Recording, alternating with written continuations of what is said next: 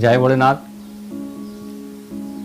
आज के इस वीडियो के विषय में हम आपको सास और बहू के झगड़े को ख़त्म करने के कुछ उपाय बताएंगे और उन उपाय में आपको ये समझने को मिलेगा कि वो झगड़े को कैसे ख़त्म किया जाए। हमारे मन में जो भी विचार होते हैं, हम विचारों से ही अपने शरीर पर विजय पा सकते हैं। कभी हम उन विचारों पर काम नहीं करेंगे तो फिर विजय हमें नहीं मिलती है। तो हम वही कोशिश कर सकते हैं कि आप तक वो विचार पहुंचा सकूं। बस देखिए, अगर आप सास हैं तो अपनी बहू की बहुत अच्छी सास बनिए, और अगर आप बहू हैं तो फिर बहुत अच्छी बहू अपनी सास की बनिए।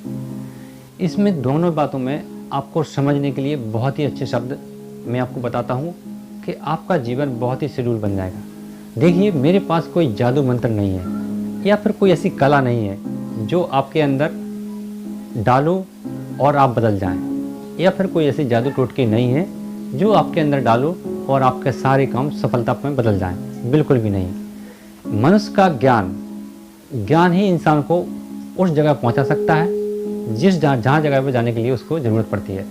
तो हम ऐसा इसलिए कह रहे हैं कि मनुष्य, अगर आप सास हैं और अगर आप इन बातों को सुन करके अपने अंदर ग्रहण करके स्थिर कर लेती हैं, तो फिर आप अपनी सास के रोल में बहुत अच्छा कर्तव्य निभाएंगी। और यदि आप बहू हैं तो फिर आप इस वीडियो को देख करके उन बातों को ग्रहण करके और अपने बहू होने का अच्छा किरदार निभाएंगी अपने जीवन में। तो चलिए जानते हैं कि सास बहू के झगड़े को कैसे ख़त्म किया जाए। आप हमारे चैनल पर नए हैं, अभी तक आपने सब्सक्राइब नहीं किया तो सब्सक्राइब करके जरूर जुड़ जाएं। साथ ही बेल आइकन को भी दबाएं जिससे आने वाले सभी वीडियो आपको सबसे पहले मिले। स्वर ज्ञान ही ईश्वर ज्ञान है और स्वर ज्ञान ही श्रेष्ठ। आगे बढ़ने से पहले मैं आप सभी माताएं बहनों को एक प्रश्न कहना चाहूँगा कि आपको ये वीडियो में आनंद आए तो फिर अपनी सहेलियों तक ज़रूर भेजें। अपनी बहू हैं तो अपनी और बहनों तक भेजें। अगर आप सास हैं तो अपनी और माताओं तक भेजें, ज़रूर भेजें। हमारा उद्देश्य है कि आप सब लोग ऐसे छोटी छोटी बातों को प्राप्त करके और अपने जीवन में सुखी बढ़ाएं, तो बहुत ही आनंद आएगा। चलिए जानते हैं। मैं आपको दो रूप में बताता हूँ। पहला रूप है कि बहू हो या सास, दोनों ही स्त्रीलिंग हैं। यानी स्त्रीलिंग है तो इसका मतलब होता है कि आप दोनों बराबर हैं। फर्क कितना है? जैसे ये दो उंगली हैं और मैं दो उंगली को थोड़ा हाथ ऐसा कर लेता हूँ। अब मैं आपको इसके ऊपर एक उंगली लगाता हूँ तो देखिए ये दोनों बराबर की हैं, यानी उंगली का बैलेंस बराबर है, ये दोनों बराबर हैं। अगर सास के अंदर, अगर आप सास हैं और आपके अंदर अहंकार आ जाता है, यानी आप अपनी बहू को छोटा समझने लगती हैं, तो फिर ये अहंकार ही इंसान के अंदर छोटे बड़े की भावना पैदा करता है। तो आप फिर ऐसी हो जाएंगी सीधी। तो सीधी हो गई तो आपके अंदर देखिए, आप ये उंगली के अंदर गैप आ गया है। तो इसका मतलब हुआ कि आपका अहंकार जागा और आप ऊंची बन गई और बहू को नीचे कर दिया। तब आपका बैलेंस बिगड़ेगा, क्योंकि आप अपना परिवार का भार कब तक सहते रहेंगे, क्योंकि ये उंगली का जो भार है ये आपके ऊपर पड़ने लगा है। तो फिर आप इसको कब तक संभाले रखेंगी। इसलिए थोड़ा टेढ़ा होकर के, ऐसा टेढ़ा होकर के ऐसा, और अपने बहू के ऊपर भी रख लिए। तो दोनों जो खम्भे होते हैं घर के, परिवार के, ये दोनों ही खम्भे बहुत ही अच्छे बन जाएंगे और ये अपने जीवन को बहुत अच्छे चलाएंगे। तो सास को थोड़ा झुक जाना चाहिए। इससे क्या होता है कि अगर सास अपनी बहू से अहंकार रहित कोई शब्द को बोलती है तो फिर बहू उसे सुनती है और जल्दी ग्रहण कर लेती है। अगर वो अहंकार वश होकर के बोलती हैं तो फिर बहू इस कान से सुनती है और इस कान से निकाल देती है। कोई बात नहीं, चिल्लाती रहेंगी, सासू माँ है, नो टेंशन। तो ऐसी प्रतिक्रियाएं उनके अंदर चलती हैं। इसलिए हमें एक नरमता के साथ पेश आना चाहिए अपनी बहू के साथ में, क्योंकि आप दोनों ही स्त्रीलिंग हैं। स्त्रीलिंग का मतलब होता है कि आप दोनों ही एक समान हैं, दोनों ही बराबर हैं। बस फर्क उतना ही है इस उंगली का। आप झुक गई तो महान बन गई और आप सीधी रही तो फिर आपको वजन अपने सर पर ही लेकर चलना पड़ेगा परिवार का पूरा। तो इस चीज़ को हमें समझना है, उस चीज़ को।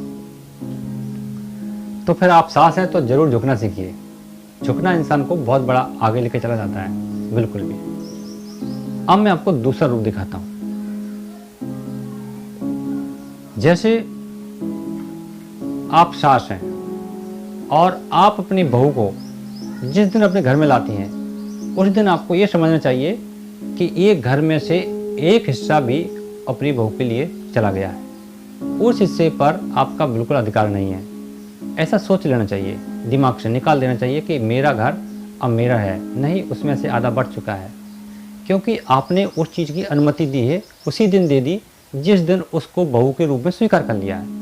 अगर आपके अंदर ये अहंकार या घमंड आपके अंदर चल रहा है कि नहीं मेरा तो मकान मेरा ही है, मैं चाहूँ तो कभी भी इसको छुड़ा लूँगी और इसको घर से बेदखल कर दूँगी, तो फिर आपका ये परिवार में झगड़ा करने वाली बात पैदा होगी। ऐसा नहीं सोचना है। तो यहाँ पर एक चीज़ चली जाती है, यानी वहाँ पर आपको संतोषी पैदा होगी।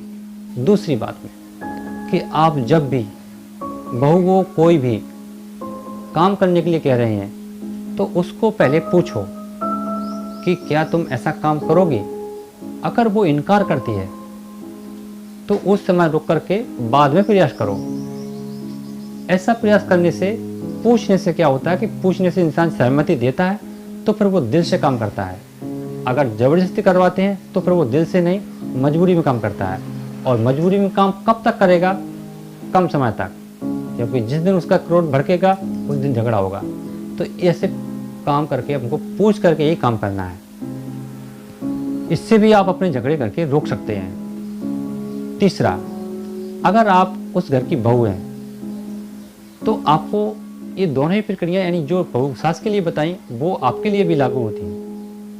आपको कोई भी काम करना है, अपने सास के परिवार वालों का दिल जीतना है, मन जीतना है, तो फिर आपको कोई भी काम सफाई से और चतुराई से करना है।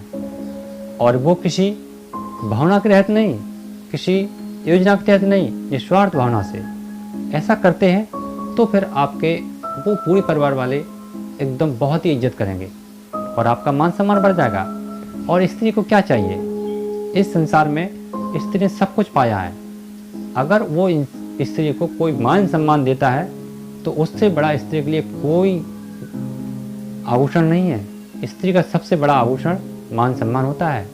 यदि आप अपने ससुराल में जा रही हैं बहू के रूप में और आपको उस घर का भार संभालना है, तो फिर आपको, जैसे मैंने अभी दिखाया था कि सास को ऐसा होना है, लेकिन अगर आप बहू हैं तो फिर आपको ऐसे होकर के और ऊंचाई उचकने की ज़रूरत करनी है।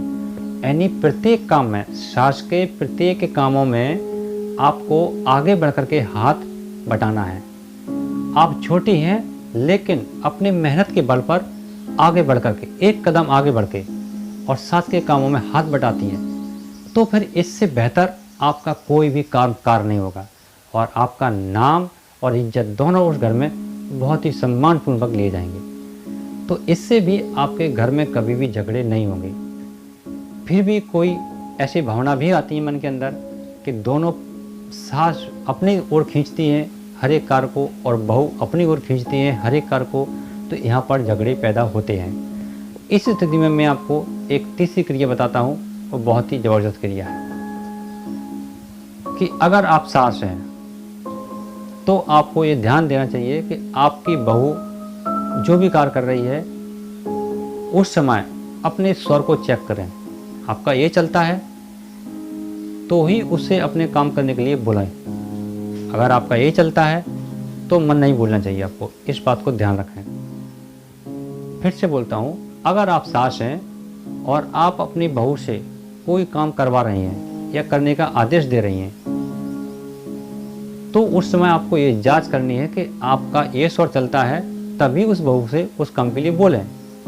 अगर आपका ये चलता है तो ना बोलें। और अगर बहू आपके जवाब का तुरंत पलटवार देती है, आपस में तुरंत देती है कि नहीं करूँगी मैं अभी, तो आप समझ जाएं कि आपकी बहू का ये चलता है, मतलब ये स्वर चलता है, दायां स्वर चलता है, तो वो इनकार कर देगी।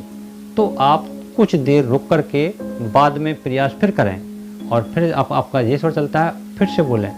तब तक आपकी बहू का ये बदल जाएगा और आपके काम करने के लिए वो बाध्य हो जाएगी। तो इसे कहते हैं स्वर ज्ञान की क्रिया।